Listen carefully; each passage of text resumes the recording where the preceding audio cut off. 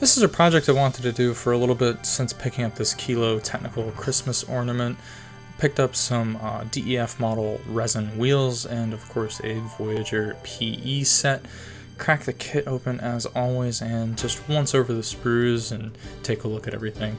Not too many sprues in this one. If I remember it, I think it was 5 or 6. If you count the one sprue that's got the I-beams on it for putting the ZU-23-2 in the bed. Not that I'm going to be using those plastic pieces. The Voyager photo etch set does indeed include some brass for the those I-beams I just showed there. Got the glass, of course. Everything looks to be in good shape. Some PE included in the kit, although we won't be using those. And we're going to take the marking guide and just bin it because I have a reference in front of me that I'm going to be using. Although I don't think I'm going to pick the bright orange tan color as the ZU-23. Got everything unwrapped and I get to do the fun step of looking at the kit instructions and the PE instructions, and I'm just going to make some notes to myself where I should look at those PE instructions because I have just kind of blitzed through assembly of the kit before and missed a couple PE assemblies that I could have used. I don't always have to use the PE, but if I'm going to get the PE, it's a nice little added detail, of course. And now we can get into the building of this kit. Nothing too crazy on this kit. There were some seam lines which needed to be cleaned up, but nothing that was unbearable or really that headache-inducing. The PE was a little bit of a challenge, but I kind of brought that onto myself by getting an aftermarket PE set. That's just gonna happen.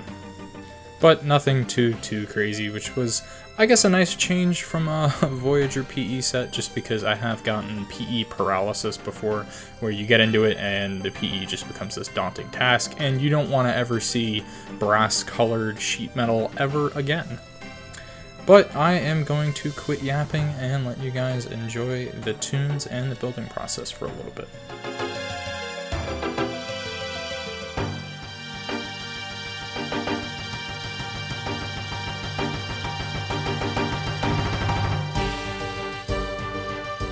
Hey, me again. So if you are building a kit with aftermarket resin wheels, make sure you use those aftermarket resin wheels in the build process. I've burned myself by accident too many times by just building as the kit says, figuring that the aftermarket resin wheels will just slap right on, but that's sometimes not the case. So as you're going through building up where the aftermarket wheels would attach, have them out, have them ready so you can test fit them and make sure that the pieces in the kit that you are supposed to have on the suspension work with your aftermarket resin wheels, and you're not going to have any headaches having to cut pieces off later.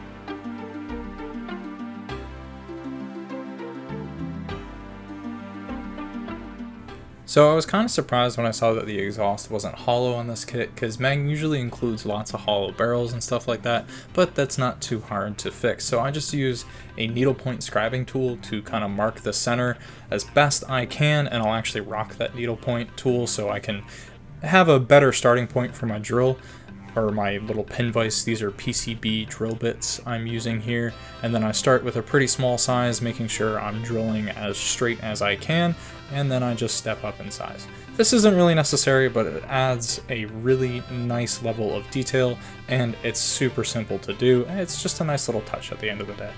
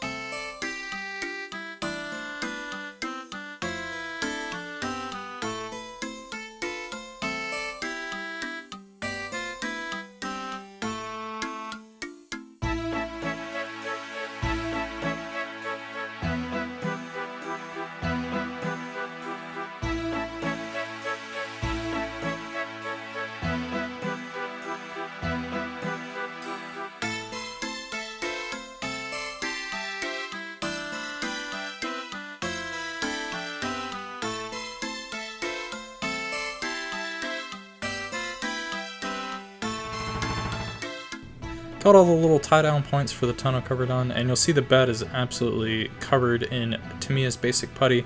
The gap was just kind of untenable, so I went through and filled it. Nothing too crazy though.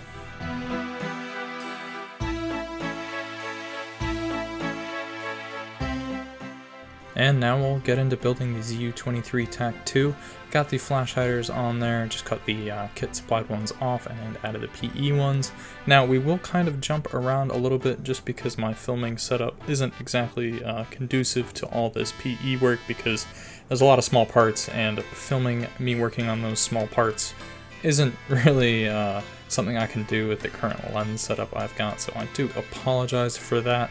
But it's just a lot of finicking and finagling around with the small parts and using the soldering iron on the ammo can. So honestly nothing too crazy, and it's probably a little bit more enjoyable to watch this build up quicker than watching me finagle with all of the photo etch parts.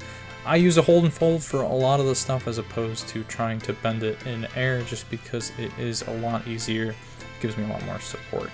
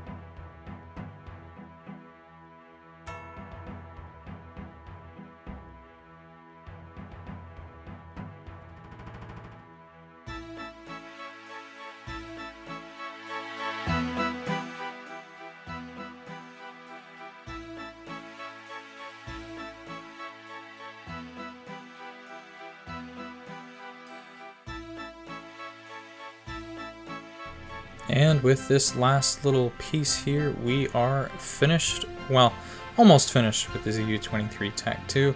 Now we need to do the ammo cans and the actual mounts for the ammo cans.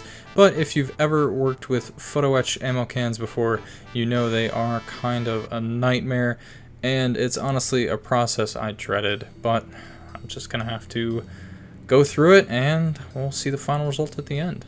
I ended up soldering them, not that that was really necessary and probably caused me more headache, but I wanted the durability just because I think I am going to beat these up ever so slightly to make them look used.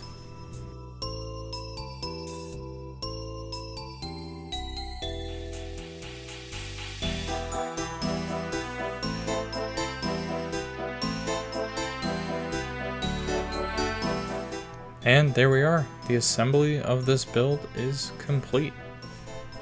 Now everything here is just dry fit in the major sub-assemblies, that way I can pull it all apart and paint it easily later. That's it for this one. Thank you for watching. Let me know if you have any questions down below, and if you like this video, don't forget to give it a thumbs up and subscribe, that way you don't miss out on the painting or everybody's favorite, the weathering process. And of course, it wouldn't be a YouTube video without a shameless plug at the end, and if you want to learn all the tips and tricks you need to know to start building amazing scale models, check out my digital guidebooks at www.mamodelworks.com/guides.